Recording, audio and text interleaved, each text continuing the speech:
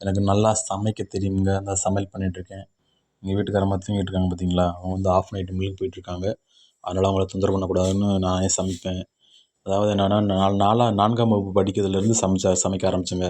Ninth படிக்கிற வரைக்கும் சமைச்சேன். அப்படி எங்கள் அண்ணன் மேரேஜ் செஞ்ச பின்பு நான் வந்து சமைக்கல. அப்புறம் நானா மேரேஜ் செஞ்ச பின்பு நான் இப்போ சமைச்சுக்கிட்டு இருக்கிறேங்க. இதாங்க எங்கள் தோட்டத்து வாழை மரம் 28 தாரில் இது ஒரு தாருங்க.